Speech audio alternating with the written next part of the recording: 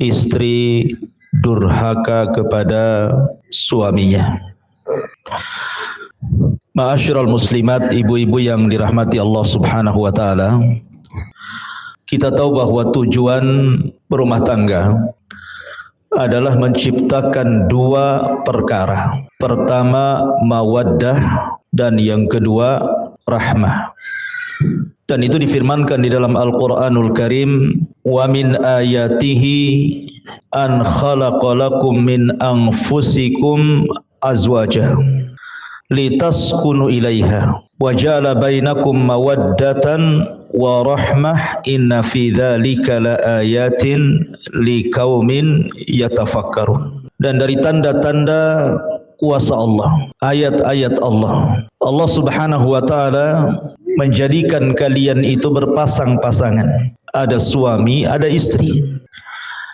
Tujuannya adalah wa ja'ala bainakum mawaddatan wa rahmah, agar Allah Subhanahu wa taala jadikan kepada kalian itu mawaddah, saling mencintai, wa rahmah, saling memberikan kasih sayang sesamanya. Dan itu sebuah tanda kekuasaan Allah bagi orang-orang yang mau berfikir. Ini tujuan orang berumah tangga, maksudnya di dunia.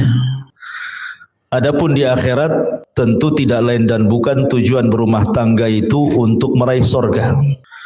Karena tujuan rumah tangga itu bukan segala-galanya, tetapi wasilah. Ibarat kapal, kalau seandainya mengarah ke surga, naik di situ. Tetapi kalau kemudian mengarah ke neraka, turun dari situ. Karena rumah tangga itu wasilah dari wasilah amal soleh menuju surga. Itu di akhirat. Tapi di dunia, tujuan rumah tangga itu supaya tenang hatinya karena adanya rasa cinta dan juga kasih sayang di antara pasangan suami istri. Nabi Adam alaihi salatu wassalam ketika diciptakan oleh Allah Subhanahu wa taala, Allah Subhanahu wa taala tinggalkan Adam di surga. Dan surga kurang apa, Bu? Semua ada di surga itu.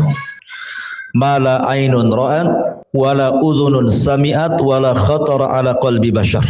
Kenikmatannya tidak pernah dilihat mata, tidak pernah didengar telinga, bahkan terlintas pun tidak, saking nikmatnya kehidupan surga itu. Makanya orang itu ingin tinggal di surga. Tetapi ketika Adam hidup sendirian di sorga, sorga yang demikian luar biasa nikmatnya membuat Adam takut. Karena hidup sendirian masalahnya. Makanya kemudian ketika Adam alaihi salatu wassalam tertidur, kemudian terbangun, rupanya di sampingnya ada pasangannya Hawa. Kemudian Adam bertanya kepada Hawa, siapa kamu? Man anti, siapa kamu? Maka Hawa mengatakan, saya Hawa. Disebut Hawa karena Hawa dicipta dari zat yang hidup, dari tulang rusuk Adam yang paling atas, yang paling bengkok sebelah kiri dekat jantung. Kemudian Adam bertanya lagi kepada Hawa, kamu diciptakan dari apa? Maka Hawa kemudian menjawab, diciptakan dari tulangmu. Makanya Nabi SAW bersabda, khuliqatil mar'atu min dila'in, bahwa wanita diciptakan dari tulang rusuk laki-laki. Kemudian Adam bertanya lagi, lalu apa tujuan Allah menciptakan kamu? Maka Hawa mengatakan, litaskun ilaika, liaskuna ilaika, agar aku memberikan ketenangan kepadamu. Dari sini Allah Subhanahu wa taala berfirman, wa ja'ala bainakum mawaddatan wa rahmah wa min ayatihi an khalaqalakum min anfusikum azwaja litaskunu ilaiha wa ja'ala bainakum mawaddatan wa rahmah. Wa min ayatihi, dan dari tanda-tanda ayat-ayat Allah, Allah menjadikan kalian berpasangan litaskunu, supaya memberikan ketenangan, Bu. Jadi ibu diciptakan oleh Allah Azza wa Jalla berpasangan dengan suami ibu itu agar ibu bisa memberikan ketenangan kepada suami. Karena banyak suami itu harusnya ketika berumah tangga dia tenang, malah tidak tenang. Banyak suami-suami yang tidak tenang. Kenapa? Karena pasangannya, istrinya tidak bisa memberikan ketenangan. Lah Hawa itu diciptakan untuk memberikan ketenangan kepada Adam. Ingat ini Bu ya, saya kan konteksnya menasihati ibu. Kalau ada bapak-bapak tentu beda lagi ceritanya ya.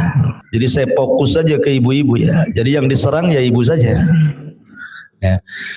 Jadi posisi ibu itu litaskun, supaya memberikan ketenangan kepada bapak, bukan malah kemudian merepoti laki-laki sehingga rumah yang besar, uang yang banyak, kendaraan yang mewah tidak bisa tenang. Karena itu tidak bisa menenangkan, Bu. Harta sebanyak apapun laki-laki itu, mobil seindah apapun, uang sebanyak apapun, tanah seluas apapun, kalau di sampingnya tidak ada wanita tidak akan tenang. Dan lebih tidak tenang lagi kalau wanita yang diharapkan ketenangannya tidak menenangkan. Makanya posisi ibu itu harusnya memberikan ketenangan. Jangan sampai kemudian menjadikan suami tidak tenang. Apa yang harus dilakukan oleh ibu? Wa ja'ala bainakum mawaddata warahmah. Coba ciptakan rasa cinta. Macam mana suami cinta dengan saya, macam mana suami sayang dengan saya. Itu kan rahasianya ada di ibu, tidak perlu diajarkan. Karena begini Bu, laki-laki itu ada sisi emosi. Saya selaku laki-laki merasakan laki-laki itu ada sisi egoisnya, ada sisi emosionalnya. Yang bisa mengerem itu hanya agama. Tetapi kalau kita melihat suami-suami yang ada di umum sana yang kurang pendidikan agamanya, maka terkadang rumah tangga itu jadi pelampiasan, Bu. Jadi kalau dia ada masalah di luar, itu sansaknya itu ibu tuh yang jadi objeknya itu, padahal masalahnya di luar. Sampai ada kisah seorang laki-laki menceraikan 5 wanita sekaligus. Pernah dengar Bu? 5 wanita sekaligus, 4 istrinya, 1 istri tetangganya. Gimana caranya itu? Kok bisa menceraikan istri tetangganya? Jadi laki-laki ini dia ada masalah di luar, mobilnya mogok, kendaraannya tidak sampai ke perusahaan, dia sudah emosi itu dengan mobilnya. Ketika dia emosi, telepon pula istri pertamanya, omongannya nggak enak. Akhirnya dia berjanji untuk menceraikan istrinya. Pulang dia, sampai di rumah, mana istriku yang pertama? Datang istri yang pertama, kenapa kau ngomong begini begitu? Anti talik, saya ceraikan kamu. Satu tuh kena cerai. Datang istri keduanya, kaget. Bang, salah apa istrimu tuh? Kenapa kau ceraikan dia? Bertakwalah kau kepada Allah. Marah lagi, namanya lagi emosi Bu. Dipanas-panasi makin emosi. Oh kalau gitu kau ceraikan juga kau, katanya. 2 lah diceraikan. Datang lagi istri ketiganya. Kemudian ketika melihat 2 istri diceraikan, a'udzubillah, aku berlindung kepada Allah. Kenapa kau ceraikan 2 orang itu? Kamu juga ingin cerai? Aku ceraikan juga. 3 lah tuh. Datang istri keempatnya mengatakan, bang, kau sudah ceraikan 3 istrimu, sekarang tinggal aku. Ceraikan juga aku.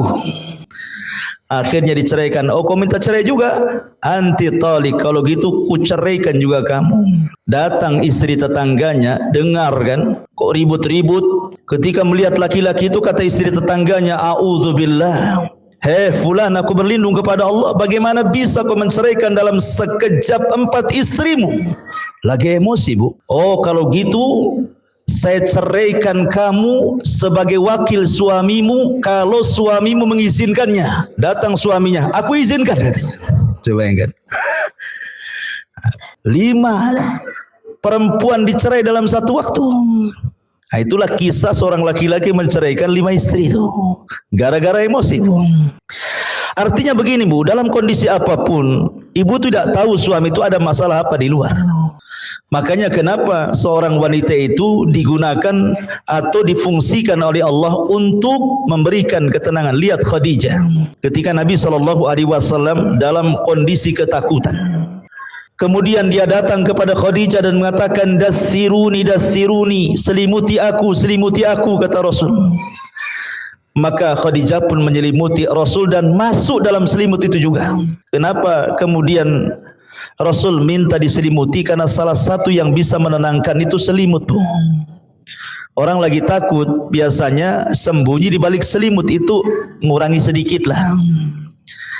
Baru setelah tenang, baru Khadijah pun kemudian bertanya ada apa. Maka Rasul menceritakan.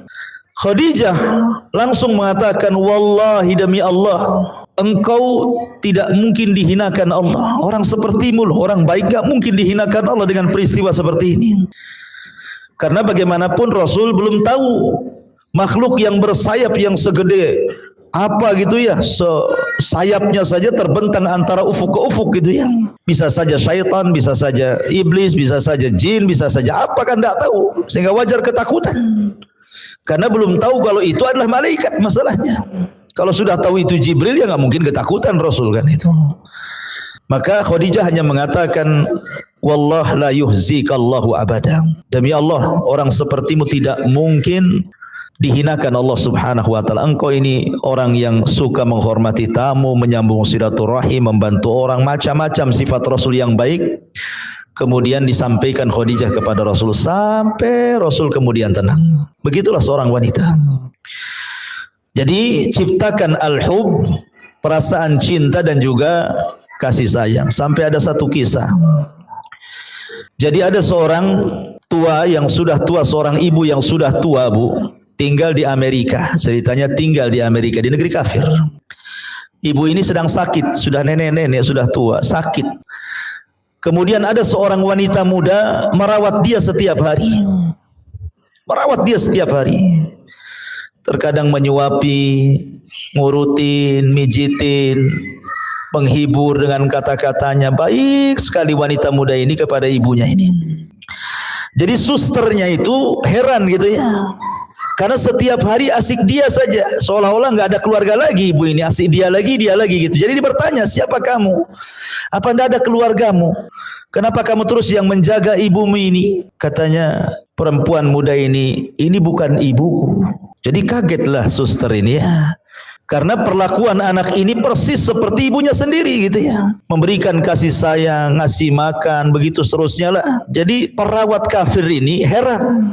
Bukan ibunya tetapi memperlakukan lebih-lebih daripada ibunya. Jadi perawat ini tanya, kamu ini siapa? Maka maksudnya ibu itu siapanya kamu gitu ya. Kata wanita muda itu, aku ini seorang muslimah. Aku ini seorang wanita muslimah. Ibu ini adalah mertuaku. Dia adalah ibu daripada suamiku. Jadi ketika mendengar nih suster ini bahwa itu bukan ibunya tapi mertuanya, bukan yang melahirkannya tetapi sayangnya begitu luar biasa. Kok bisa gitu ya? Akhirnya dia berpikir, demi Allah, kata suster kafir ini, aku punya ibu. Kemarin pun sakit tetapi aku tidak pernah menjenguknya. Terkadang hanya aku lewat WA saja, semoga lekas sembuh, tapi tidak pernah datang apalagi sampai seperti menyuapi, menghibur, memijiti dan begitu seterusnya gitu ya. Maka seorang wanita muslimah ini mengatakan, demi Allah bahwa aku berbuat baik kepada mertuaku ini karena ini bagian daripada hakku berbuat baik kepada suamiku. Oh, ketika mendengar indahnya syariat Islam ini, akhirnya kemudian suster kafir ini masuk Islam. Lihatnya. Jadi ketika ibu ini berbuat baik kepada orang tua suami, maka ibu harus menganggap orang tua suami itu sama dengan ibu sendiri. Dan itu bagian bahwa ibu sedang melaksanakan hak sebagai seorang istri kepada suaminya. Ini di zaman ini tidak aneh gitu ya, suami ini ngirim uang sama ibunya, ibu pula yang emosi. Ya kan? Jangan banyak-banyak bang kalau ngirim itu. Ini rumah belum selesai, kulkas belum dibeli, sepeda motor belum lunas, tanah sebelah belum dibeli. Aduh, semua pengen semuanya. Itu namanya ngajari durhaka suami kepada orang tua namanya. Tidak boleh. Yang ada ibu menjadikan mertua itu sama sayangnya dengan kepada ibu sendiri. Itu yang harus dilakukan sebagai hak seorang istri kepada suami. Ya. Masyarul muslimat, ibu-ibu yang dimuliakan Allah subhanahu wa ta'ala. Makanya juga ada satu kisah nanti kita sebelum masuk. Kisah luar biasa ini, Bu. Jadi satu sisi ini seorang wanita percontohan kepada ibu-ibu yang lainnya ya. Ada satu kisah saya baca dalam kitab, lupa kitabnya. Tapi ini kisah nyata gitu ya. Jadi ada seorang wanita muslimah. Akhlaknya baik sekali. sayang dengan suaminya, cinta dengan suaminya. Pokoknya luar biasa. Dia tidak pernah mengecewakan suaminya, tidak pernah kata-katanya menyakiti suaminya. Dia berusaha tidak ada pertengkaran dalam rumah tangganya. Satu hari pun tidak pernah bertengkar dia. Jadi ada feedback karena istrinya juga baik, apalah yang kurang dari istriku. Tetapi yang kurang dari istrinya adalah istrinya tidak bisa melahirkan. Istrinya mandul, tidak bisa punya anak. Padahal yang namanya seorang orang tua kalau anaknya meninggal itu kan diharapkan punya cucu, Bu ya. Tetapi ketika anaknya tahu tidak punya anak, kan kadang-kadang orang tua itu sedih. Tetapi karena istrinya ini memang betul-betul baik pada suaminya dan suaminya juga sayang kepada istrinya gitu ya. Jadi istrinya ngomong sama suaminya, "Bang, baiknya abang nikah lagi saja. Boleh jadi dengan pernikahan kedua ada keturunan supaya ada yang meneruskan generasi abang." Tapi abangnya tidak mau. Demi Allah, apalah yang ada di dunia ini sudah cukup ada padamu. Akhirnya kemudian didesak-desak suruh kawin lagi, tetap tidak mau. Ini hanya berlaku kepada kisah ini, Bu ya. Kalau ibu ngomong sama suami gitu, wah langsung besok kawin lagi itu. Ya, jadi ini maksudnya ini betul-betul sayangnya suami kepada istri seperti itu. Karena istri pandai mengambil sayang suami. Sampai akhirnya Allah takdirkan istrinya ini diponis kanker rahim. Dan kata dokter usianya tidak akan lama, paling lambat 1 bulan dia akan mati. Jadi istrinya ngomong sama abangnya, "Nih bang, tengok dokter sudah mengatakan bahwa usiaku tidak akan sampai 1 bulan. Sebaiknya abang menikahlah, biar aku bisa menyaksikan pernikahan itu." Akhirnya kemudian suaminya tetap gak mau. Bahkan dia ketika istrinya dirawat di rumah sakit itu, dia tinggalkan semua pekerjaannya. Dia duduk di samping istrinya, kemudian merawat istri, semua pekerjaan dibawa ke rumah sakit. Sampai betul prediksi dokter, belum 1 bulan istrinya menghembuskan napas terakhir.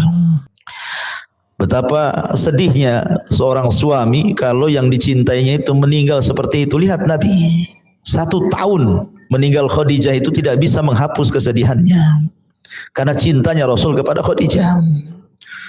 Jadi setelah istrinya meninggal dunia, beberapa waktu setelahnya pembantunya datang membawa surat. Dan pembantunya mengatakan, "Pak, ini surat dari istri Bapak semasa hidup. Saya dilarang memberikannya kecuali setelah wafatnya. Dan ini juga ada kado pemberian dari istri Bapak," katanya. Ada surat dan ada kado. Rupanya setelah dilihat kadonya hanya cermin biasa untuk mengaca. Kemudian dia menitip surat dan isi suratnya dia memohon, "Bang, ketika aku di dunia aku memaksa engkau berpoligami supaya punya anak, abang tidak mau. Saya paham, boleh jadi abang takut saya cemburu. Tetapi apalah cemburu sekarang, istrimu sudah meninggal dunia. Tidak mungkin orang di kuburan akan cemburu kepada orang yang di atas kuburan. Tolonglah menikah bang.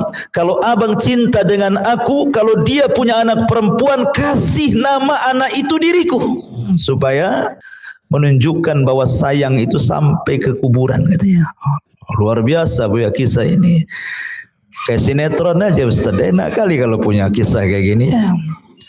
Tapi tidak mustahil kok bisa dilakukan seperti ini kalau istri itu pandai menciptakan mawaddah warahmah. Lah salah satu Bu yang meretakkan rumah tangga, salah satunya yang meretakkan rumah tangga dan hilangnya mawaddah dan rahmah adalah durhakanya istri kepada suami. Apa itu? Ini kita akan bahas dalam kitab ini.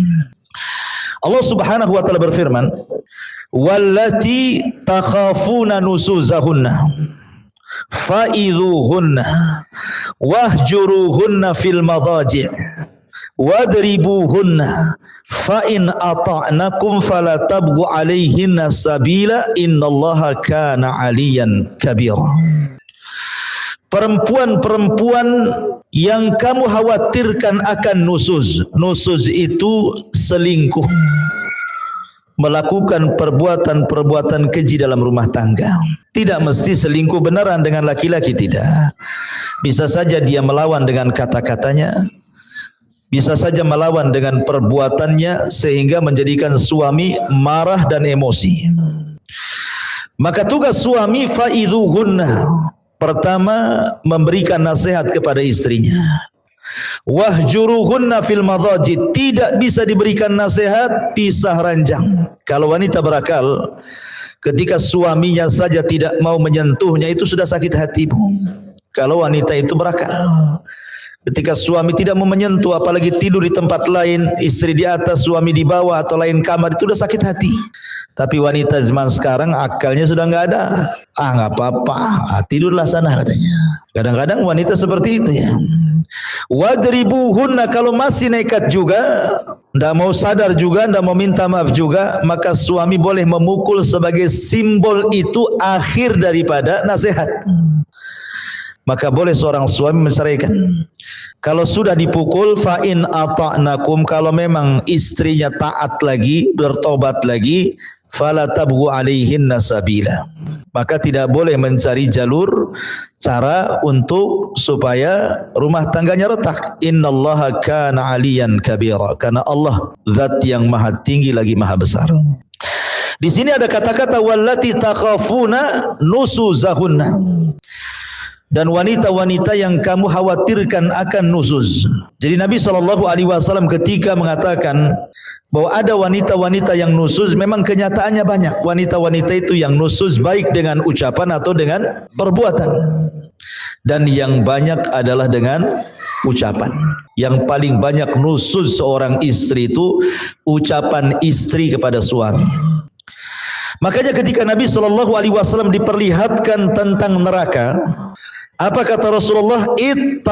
Ittala'tun narah, aku diperlihatkan neraka, kata Rasul. Fa idza aktsaru ahlihan nisa, rupanya kebanyakan penduduknya wanita semuanya. Ada laki-laki tapi banyak wanitanya.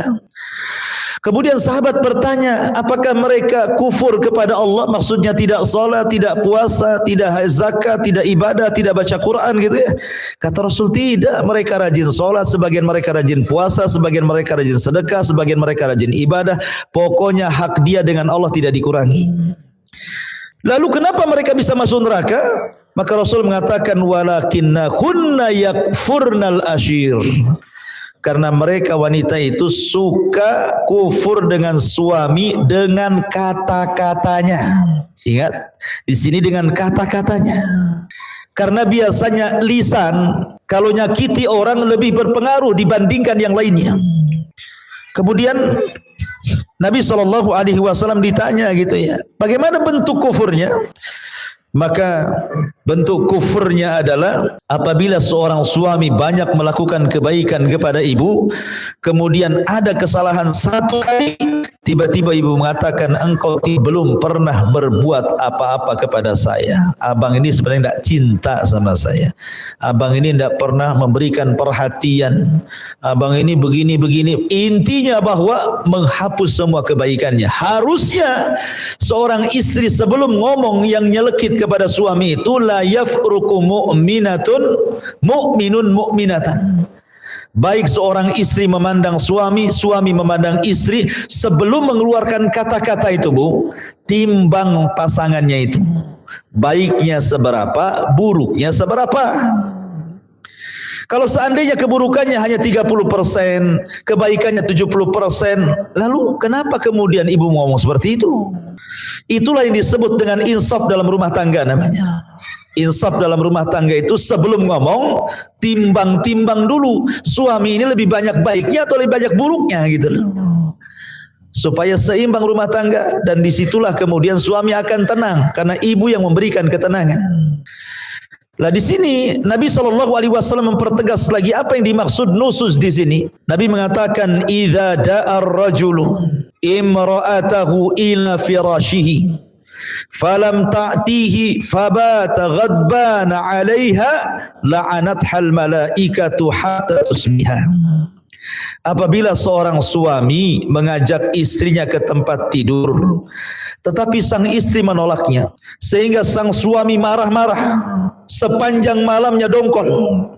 maka para malaikat akan melaknat ibu tersebut atau istri tersebut sampai datang waktu subuh. Subhanallah. Di dalam hadis Bu, ada yang mengatakan apa? Idza tazawwaja ahadukum faqad istakmala nisfa dini. Apabila seorang itu menikah, berarti seseorang sudah mendapatkan separuh agama, kan gitu ya. Ibu dapat separuh agama, bapak pun dapat separuh agama. Apa yang dimaksud separuh di sini? Separuh agama yang dimaksud dalam rumah tangga adalah kebutuhan biologis. Ya Ibu ya. Jadi separuh agama itu artinya kebutuhan biologis. Karena kalau orang tidak berpasangan, tidak punya istri atau tidak punya suami, cenderung maksiat kepada Allah Azza wa Jalla. Cenderung maksiat kepada Allah Azza wa Jalla, berzina, zina mata, zina telinga, zina pikiran, bahkan terkadang dibenarkan dengan zina kemaluan gitu ya. Tetapi ketika kemudian seseorang menikah, semua terjaga. Dari sinilah makanya apabila seorang wanita atau laki-laki kemudian menikah, maka separuh agama sudah ibu dapati dan separuh agama suami sudah dapati. Kenapa? Karena sudah terpenuhi hajat biologisnya, sudah terpenuhi. Ya. Jadi separuh agama itu adalah hubungan suami istri. Makanya kalau seandainya seorang wanita kemudian diminta oleh suaminya kok menolak gitu kan, makanya kenapa syariat Islam itu sampai betul-betul mengutuk wanita itu, sampai diutus malaikat yang khusus melaknat. Jadi ada malaikat-malaikat tubuh yang diutus oleh Allah, dia kerjanya yang laknat saja, melaknat orang. Dia nggak ada lagi kerjanya malaikat tuh. Dia tugasnya hanya melaknat, mengutuk. Nah itu saja. Dan salah satu malaikat itu yang suka melaknat dan mengutuk itu akan mencari ibu-ibu di malam hari. Siapa yang suaminya dongkol gara-gara ibu, siapa yang suaminya marah gara-gara ibu, gara-gara hubungan ranjang, maka malaikat itu akan terus mengutuk-ngutuk ibu walaupun ibu sedang tidur sampai subuh. Bayangkan kalau Allah takdirkan ibu tidak bangun lagi tuh. Ibu meninggal dunia sementara sedang dikutuk-kutuk malaikat, apa jadinya tuh? Ya, makanya di sini kenapa kemudian Imam Zahabi rahimahullahu taala memasukkan durhaka kepada istri dalam bab hubungan suami istri yang khusus itu bagian daripada dosa besar. Dalam riwayat yang lain, idza batatil mar'atu hajiratu firasha zawjiha la'anathal malaikatu. Apabila sang istri semalam menjauhi tempat tidur suaminya, maka para malaikat akan melaknatnya. Maksudnya kalimat menjauhi ini Bu, bisa secara hissi, bisa secara maknawi. Secara hissi, ibu pindah ranjang ya dengan alasan apalah, tidak mau tidur sama suaminya, itu secara hissi. Secara maknawi gitu ya, suami tidak tertarik sama ibu ya. Ya maaf, mungkin kadang suami tidak suka dengan istri, mungkin ngoroknya keras gitu kan. Ada istri itu ngoroknya 1 kilo kedengaran kok gitu kan. Suaminya baru datang capek-capek, harusnya itu kan istri kan di rumah nggak ngapa-ngapain, ya kerja juga sama. Kalau bisa itu kalau tahu memang ibu tukang ngorok, biarkanlah suami tidur dulu kan gitu ya, baru ibu tidur. Sebab kalau ibu tidur dulu udah suami capek kena ngorok, ibu kan double tuh ya capeknya itu kan, dongkol di perusahaan, dongkol pula sama ibu ya. Artinya ada menjauh secara maknawi, atau mungkin dandanan ibu kurang menarik gitu ya, sehingga kemudian suami ini tidak suka, malas tengok ibu. Habis di jalan dia nengok perempuan-perempuan seksi, sampai di rumah pula ibunya malah menggunakan pakaian-pakaian gak jelas, atau malas dandan, badannya ndak wangi, pokoknya nggak selera lah ibaratnya gitu ya. Itu juga maknanya menjauh secara maknawi tuh. Kalau hissi jelas-jelas ya, umpamanya tidur di bawah aja lah kan gitu ya. Tapi secara maknawi, secara maknawi ini yang banyak ini biasanya ya, karena seolah-olah karena sudah rumah tangga lama, anak sudah 3, 4 gitu, suami ndak mungkin ini juga asal-asalan, ndak begitu Bu. Nabi SAW itu ketika menikah dengan Aisyah radhiyallahu anha sudah tua gitu ya, dan sebagian istri Rasul juga banyak yang sudah tua. tapi mereka mencontohkan bagaimana menjadi seorang istri Nabi dan akan dicontoh oleh istri-istri umat Nabi sallallahu alaihi wasallam sampai hari ini. Maka bahagiakan suami. Kemudian Rasul juga mengatakan, "Walladzi nafsi biyadi, ma min rajulin yad'u imra'atahu ila firashiha, fata'ba alaihi illa kana alladhi fis sama'i sakhitan 'alaiha hatta yarda anha zawjuha." Demi zat yang jiwaku berada di tangannya, ketika ada seorang suami mengajak istrinya ke tempat tidur tetapi sang istri mengabaikannya, maka zat yang ada di langit akan murka kepada wanita tersebut sampai suaminya ridha kepadanya. Bayangkan zat yang ada di langit. Siapa? Allah. Allah akan murka. Ya. Pertama malaikat sudah murka, ini zat yang maha pencipta murka kepada kita, ini kan luar biasa, Bu. Ya. Kalau Allah sudah murka, siapa yang bisa meredam kemurkaan Allah? Makanya kenapa kemudian Imam Zahabi memasukkan minal kabair, dosa besar. Bahkan dalam riwayat, la yahillu limra'atin antasuma wa zawjuha syahidun illa biidni wala ta'dhana fi baitihi illa biidni.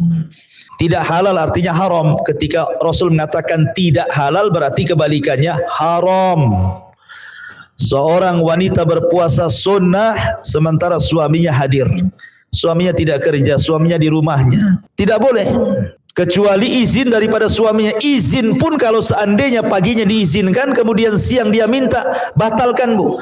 Bagaimanapun melayani suami hukumnya wajib, tapi puasa sunnah ya sunnah. Al wajib muqaddam ala sunnah. Yang wajib lebih diutamakan dibandingkan yang sunnah. Jangan banyak alasan lah, kan abang tadi ngizinkan pagi, masa sekarang? Nggak usah ada alasan, ngapain pula buat alasan? Ibu ini kan puasa cari pahala, ini pahala yang lebih besar di hadapannya. Kenapa pula mempertahankan pahala yang kecil, mengabaikan pahala yang besar? Kan aneh jadinya. Ya. Nah, itu juga sebuah perhatian, karena sekali lagi bahwa salah satu tujuan berumah tangga itu menciptakan kebahagiaan, dan 50%-nya bicara tentang biologis hubungan suami istri. Ya. Kemudian juga Nabi mengatakan, lau kuntu amiran ahadan an yasjuda li ahadin la amartul mar'ata an tasjuda li zawjiha li idhami haqqiha. Kalaulah saja aku dibolehkan untuk menyuruh seorang agar sujud kepada yang lainnya, niscaya aku perintahkan istri sujud kepada suaminya karena besar haknya. Begitulah. Maka jangan pernah menentang ajakan suami. Jangan pernah ada alasan, saya ini capek Ustaz, dari pagi lah saya ini masaklah, inilah itu dan lain sebagainya, ya kan? Memang hidup di dunia kan capek, Ibu. Siapa yang tidak capek? Hidup di dunia ini capek.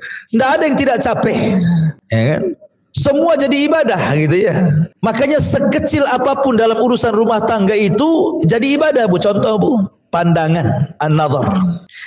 Apabila seorang pasangan memandang pasangannya yang lain, suami memandang istrinya, istri memandang suaminya, nazaran, dengan pandangan yang menyenangkan, maka Allah akan buat pandangan itu menjadi pandangan rahmat, Bu.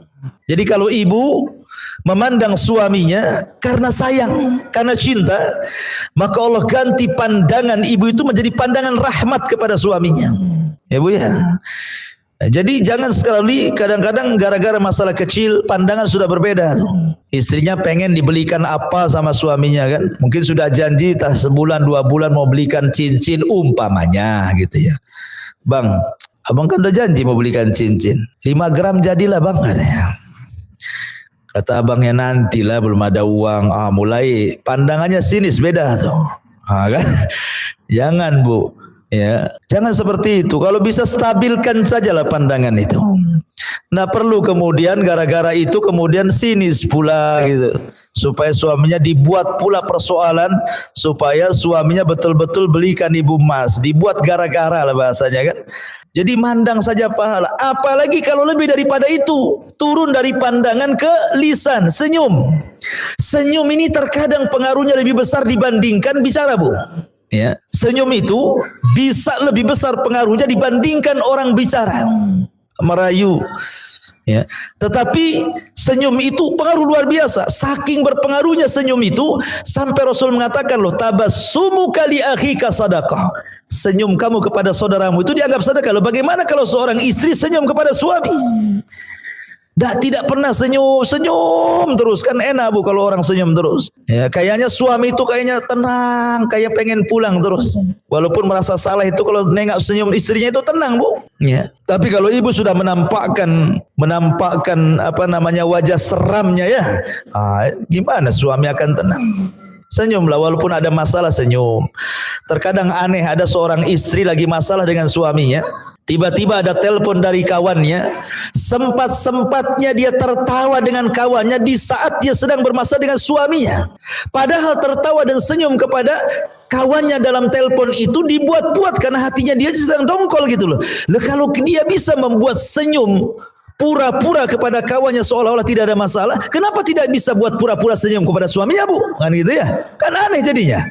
Kok sama orang bisa pura-pura, kok sama suami tak bisa pura-pura gitu ya? Buatlah senyum pura-pura, tidak apa-apa senyum pura-pura. Masalahnya gini Ustaz, saya kalau senyum-senyum kepada suami apa kau katanya? Ada apa? Ya karena ibu jarang senyum. Jadi kalau ibu senyum, suami udah deg-degan tuh jadinya. Ini jangan-jangan ada maunya nih kan gitu ya. Nah, tapi kalau orang senyum terus kan nggak curiga suami itu. Ini jarang senyum, sekali senyum pasti ada apa-apa itu di balik senyum tuh. Makanya apalagi kalau tambah daripada pandangan senyum sampai kepada kata-kata, sampai kepada perbuatan. Maksudnya perbuatan itu ibu menyenangkan suami, betul-betul menyenangkan gitu ya. Mampu menjaga badan, mampu menjaga badan. Ini enggak gitu ya. Makin bulan kok makin tambah lah beratnya ini. Timbangannya sampai jarumnya enggak ada lagi angkanya. Ya, jadi jagalah penampilan, jaga pakaian, jaga semuanya, enggak masalah. Saya sudah tua Ustaz, enggak ada agama itu, enggak ada tua, enggak ada muda. Ya. Agama itu semua sama. Ya, mau tua, mau muda, mau baru kawin, mau sudah lama kawin, semua sama. Karena inti rumah tangga itu adalah mencari redha.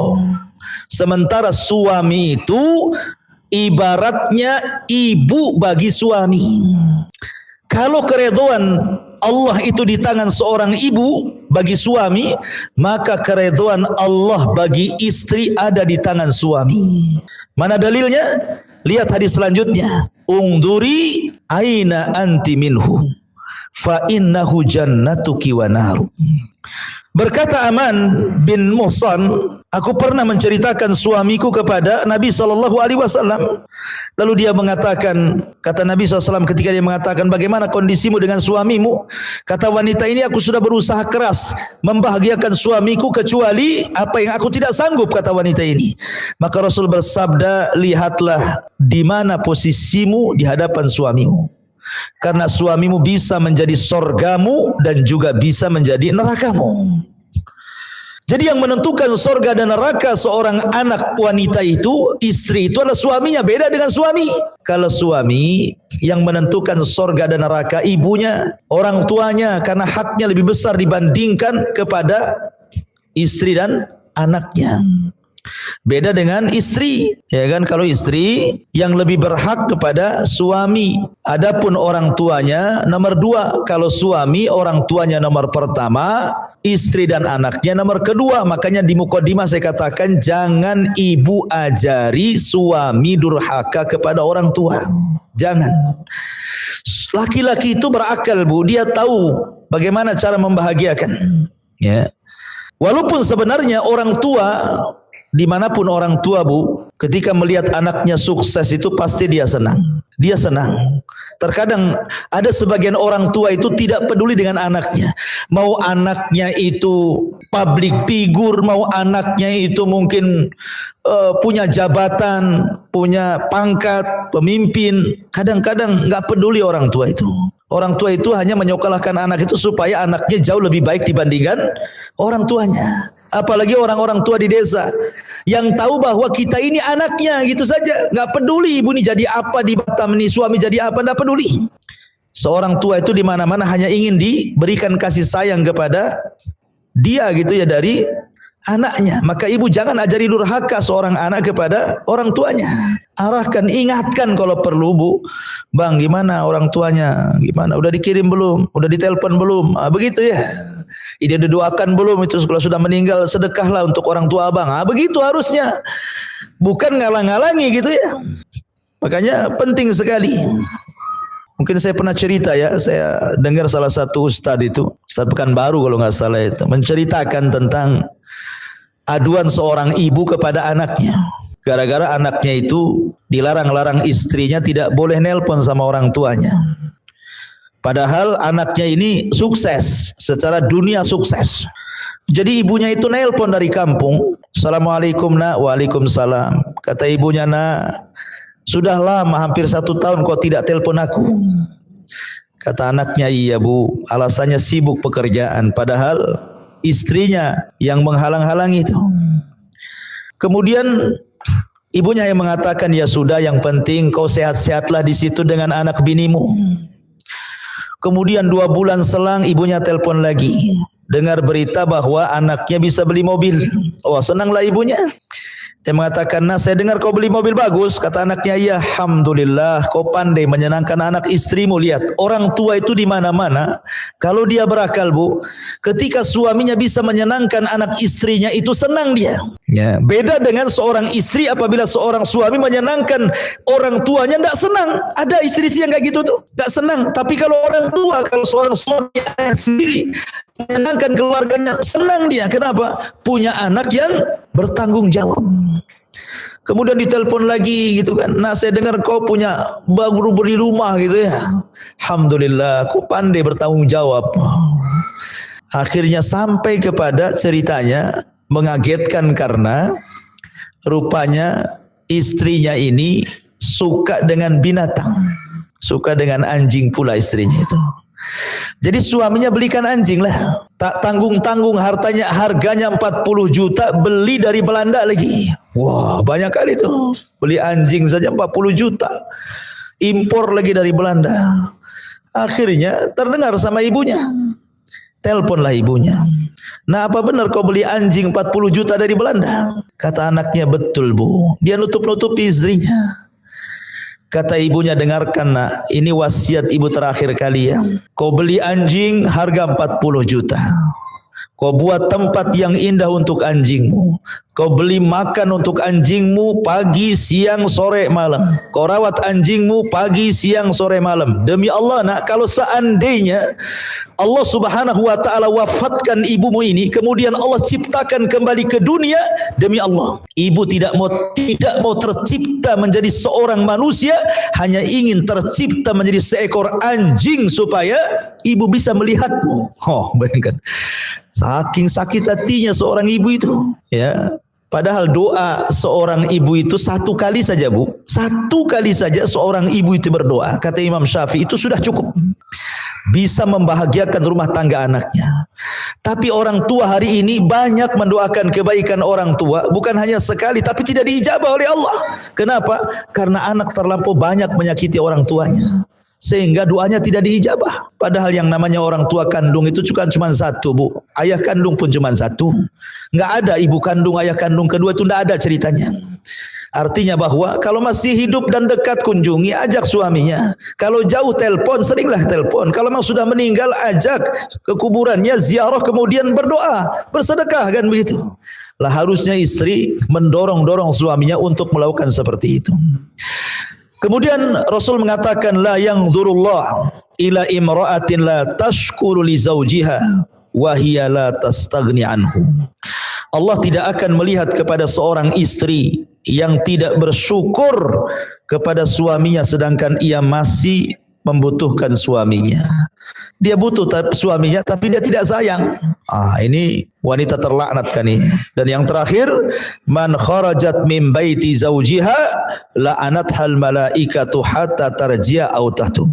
Barang siapa seorang istri yang keluar dari rumah suaminya tanpa izin suami, maka para malaikat akan melaknat hingga dia kembali atau bertobat. Banyak istri gara-gara bertengkar dengan suami dia enggak sabar. Akhirnya ditinggalkan suaminya, pulang ke rumah orang tuanya. Itu kan banyak tuh kasus-kasus kayak gitu bu ya. Dia tidak baca hadis ini. Ya, Allah laknat. Kalau ada permasalahan dengan suami, maka cobalah cari solusi berdua. Kalau tidak sanggup, maka libatkan keluarga. Atau mungkin ustad-ustad atau mungkin wejangan-wejangan dari tokoh-tokoh yang mungkin dekat dengan suami atau bisa mendamaikan atau bisa menenangkan. Yang jelas jangan terburu-buru keluar apalagi tanpa izin suami. Itu ada masalah. Tidak ada masalah saja tetap dilaknat. Makanya biasakan keluar ke tetangga saja, izin sama suami. Walaupun suami lagi kerja WA lah gitu, bang saya mau ke rumah tetangga gitu ya. Minta izin, apa salahnya? Apalagi jauh, apalagi ada masalah. Ya, maka ini harus diperhatikan dosa besar yang seperti ini karena bagaimanapun itu penentu surga dan neraka ibu di hadapan suami.